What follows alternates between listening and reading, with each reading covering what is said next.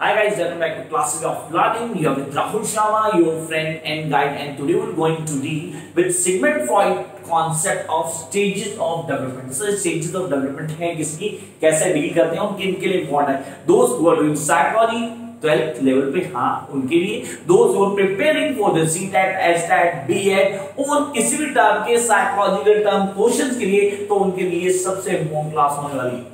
यहाँ पे हम डिस्कस करेंगे कई सारी चीजों को, सिर्फ स्टेजेस को नहीं हम डील करेंगे, उसके बाद कई अलग कॉन्सेप्ट जो जानने बहुत जरूरी है. सच द ऑडिपस कॉम्प्लेक्स और द इलेक्ट्रा कॉम्प्लेक्स क्या है, इनको कैसे जानेंगे, कौन सी टर्म्स है जो हमें पता होनी चाहिए.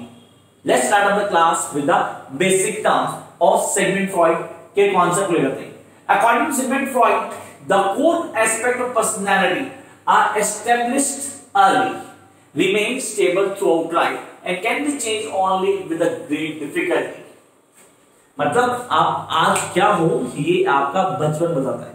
मतलब आपका जो भी पर्सनैलिटी है, जो भी पर्सनैलिटी किसी भी एक इंडिविजुअल की है, वो उसकी अर्ली स्टेज में डिफाइन कर दी जाती है. हाउ इट ऑल, ये सिचुएशन बताती है, ये आपकी स्टेजेस बताती है. किन स्टेजेस को आपने पास किया, कैसे डील किया, ये सारी की सारी सिचुएशंस ही डिफाइन करती है from the first to the last, जिसको हम जानते हैं 5 स्टेज थ्योरी के नाम से, the Freud theory of 5 stage. अब यहाँ पे 5 स्टेज थ्योरी फ्रॉइड क्या है उसको जान लेते हैं. The very first oral stage. Sir जैसा कि हम नाम से आते हैं, the oral stage refers to the mouth. एक बेबी जब पैदा होता है तो उसने सब कुछ फीडिंग जो करनी है वो अपने माउथ से करेगा, चाहे वो ब्रेस्ट फीडिंग है, चाहे वो कोई किसी चीज को सक कर रहा है, चाहे वो थंब सकिंग है, उसकी सारी की सारी फीडिंग थ्रू माउथ ही होगी. तो यहां हमारे पास an infant achieve oral gratification through feeding, thumb sucking, biting and babbling, ये सब हम जानते थे. लेकिन यहां पे अगर हम बात करें कि इसका किसी एडल्ट की लाइफ से क्या लेना है. If a adult feels the word the bitter one, seriously we responding in every bad manner, किसी को ढंग से जवाब नहीं देना, गुस्से में रहना हमेशा, तो कहीं ना कहीं उसको इस फेज में, इस स्टेज में difficulty faced to use it. He says an adult who consider world a bitter place probably had difficulty during this period. तो सिगमंड फ्रॉइड के कॉन्सेप्ट में बिल्कुल क्लियर बता दिया गया कि the one who is feeling bitter in the world must feel difficult in this particular period. तो यहाँ अपनी ही डेफिनेशन को पूरी तरह क्लैरिफाई करता है कि अगर आपने कुछ गलत किया है अर्ली स्टेज पे, तो आगे जाकर उसका रिजल्ट भी होता है. Then we come to the next stage. The name says itself, the NS stage. So NS stage किसकी बात करते हैं? It starts with the age of 2 or 3, when the baby get to know when to tell their parents about urination and defecation. उसको बताना है that he need to mention everything to his parents. तो उसको पता है उसकी ball movements क्या हैं, उनको कैसे डील करना है. So प्लेजर के लिए डील की जाती है. अगर आप बोलते हो सर जब हम इट की बात करते हैं, इट क्या है हम जानेंगे, सुपर ईगो, इट और ईगो को जान के आप प्लेजर की बात करते हैं. एडल्ट स्टेज एक प्लेजरेबल स्टेज होती है एट द एडल्ट स्टेज, उसको डिफाइन किया गया. तो यहाँ पे हम बात कर रहे हैं एडल्ट स्टेज की. At the age of 2 or 3 children learn to control bodily functions of the urination and defecation. This stage focus on genital at the age. अब यहाँ पे हमारे मैटर था कि किस चीज को हाईलाइट करना है और कौन कौन सी चीज बताता है इसमें. सो इन सिंपल से वर्ड में अगर जाने तो हम बोलते हैं एक बच्चा जब ये बताता है कि उसको पता लग गया कि कब उसको यूरिनेशन में जाना है, इन्फेक्शन में जाना है, तो वो उसको बताने के लिए लगता है, अपने पेरेंट्स को डिफाइन करता है that this is time to go. तो वहां पे हम उस स्टेज को बोलते हैं एनल स्टेज. तो फर्स्ट हमारे पास आ गई oral stage, second the anal stage. Then we come to the most important stage. ये स्टेज शुरू होती है 4 to 5 की एज लिमिट में. That is phallic stage. से phallic stage को आगे 2 पार्ट्स में डिवाइड किया गया, जिसको हम ऑडिपस कॉम्प्लेक्स भी कहते हैं और इलेक्ट्रा कॉम्प्लेक्स. अब ये ऑडिपस और इलेक्ट्रा कॉम्प्लेक्स क्या है, इसके लिए मैं आपको पूरी मेथोडोलॉजी डिफाइन करूंगा जो ग्रीक मेथोडोलॉजी बेस्ड है. पहला phallic stage. This stage focuses on genital at the age of 4 or 5. Children begin to realize the difference between the male and female. ये मेल और फीमेल 4 से 5 साल का बच्चा होता है, तो जो ऑपोजिट सेक्स होता है वो उसको अट्रैक्ट करता है. सही ऑपोजिट सेक्स पेरेंट्स की बात की है. It's not about the kids, it's all about the parents. A girl loves to be with her father, whereas a boy loves to be with his mother. क्यों? क्योंकि वो कहीं ना कहीं अट्रैक्ट करते हैं, वो उनको अपने खींचते हैं, और यहाँ उनको अपने मदर या अपने फादर जो अपोजिट सेक्स के वो पसंद आने बंद हो जाते हैं कहीं ना कहीं। तो इसके लिए अगर हम बुक को डिटेल में पढ़ते हैं, we get to know a theory of Oedipus complex. It's a great Greek mythology, जहां पे ऑडिपस नाम का एक किंग था जिसने अपने फादर को मार के अपनी मदर से मैरिज की थी। तो ऑडिपस कॉम्प्लेक्स बहुत ज्यादा फेमस है। इसको अगर आप डिटेल में पढ़ना चाहते हो तो go to the English novel first year, वहां से आपको बुक मिल जाएगी इसकी, and you can go in details. And then we do have the same theory, दूसरा concept for Electra, for female. जो एक वुमन थी Electra, and she just do the same as Oedipus done.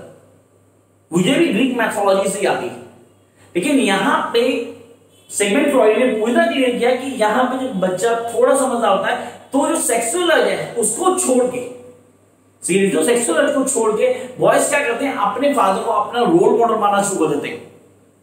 जो girls होती हैं वो father को तो प्यार करती है लेकिन सेक्सुअल डिजायर को छोड़ देती है पूरी तरह से, और अपनी मदर को फॉलो करते हैं, उनकी कॉपी बन जाती है। They just follow their own mothers. तो phallic stage rule out with the identification of opposite sex based with the parental sex. तो ये हमारी फेलिक्स स्टेज थी। तो पहली स्टेज जिसका नाम oral stage, then will come to the anal stage, and then the last one, that third one was the phallic stage. Time to move toward the next, that is latency stage. Sir latency stage क्या है? ये stage सबसे easy stage होती है किसी भी learner के लिए। ये स्टेज अराउंड 7 के आसपास शुरू होती है, जिसके अंदर हमें बताया था कि एक बच्चा ग्रो अप होना शुरू होता है, and it goes to puberty, वहां तक जाती है। और इस स्टेज में बच्चे की पूरी अटेंशन सिर्फ और सिर्फ सोशल एक्टिविटीज पे होती है, जिसका सारा ध्यान ग्रोथ के ऊपर होता है, जहां पे अपनी ग्रोथ पे ध्यान दे होता है, सिर्फ आगे बढ़ता है। टिल प्यूबर्टी उसकी किस तरह दूसरी जगह पे कोई भी डिस्ट्रैक्शन, अगर आप बोलो कहीं भी अटेंशन नहीं जाती, वो पूरी तरह सारी अटेंशन उसकी ग्रोथ को दी। तो this stage starts or lasts from the about 7 years until puberty. During this period, child continues to grow physically, but sexual urges are relatively inactive. यहाँ पे sexual urges पूरी तरह से inactive रहती है। तो हमारे ये पॉइंट बहुत अच्छे से क्लियर करना जरूरी है that what is goes on in between. Sorry. Come up to the last. Gender stage. So this stage starts from puberty and goes till the people go. अब यहाँ अपना gender stage है क्या? When we get to know or get attracted towards the opposite sex.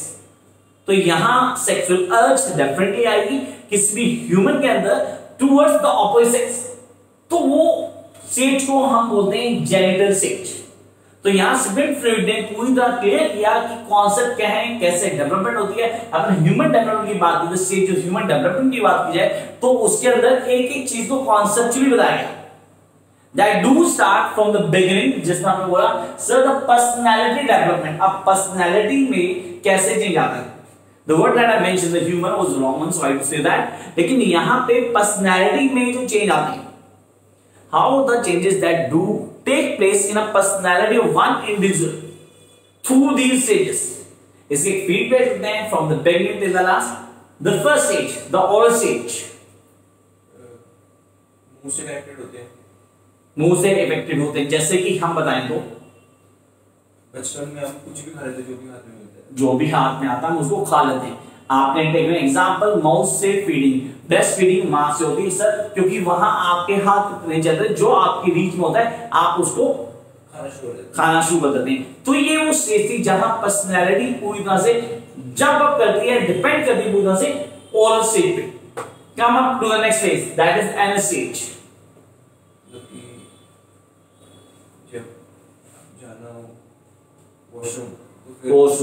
जहां आप बोलते हो किसी भी स्ट्रोंग के पॉइंट ऑफ व्यू से अगर आप जाने या समझने की कोशिश करें, तो at a time when you really get to know it's a time to get fresh up, it's a time to get for the urine, तो आपको अच्छे से पता है कि हमें इन्फॉर्म करना है अपने पेरेंट्स को that this is time to move. और जब एक बच्चे को ये पता लग जाता है कि कौन सा टाइम है, और डिफाइन करना शुरू करता है, this time in anal stage, and then come up to the third stage, that is phallic stage. What is phallic stage?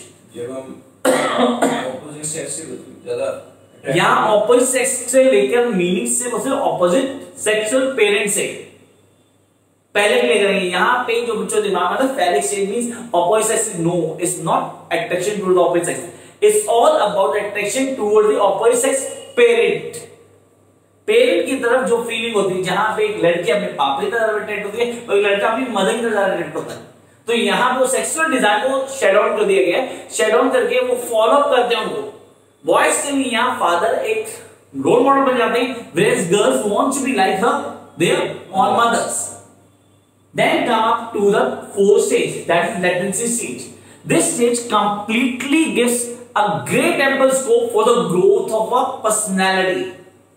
किसी भी एक पर्सनालिटी की प्रॉपर ग्रोथ में सबसे बड़ा रोल प्ले करती है ये वाली stage. And then we come to the last stage, the general stage. This stage start from puberty goes till last. इसमें ऑपोजिट सेक्स के लिए attraction and all the basic terms I mention. तो I hope guys कि आपको personality development की stages by Sigmund Freud clear हुई होंगी। For more you need to like, share and subscribe. Till then, what? Bye guys.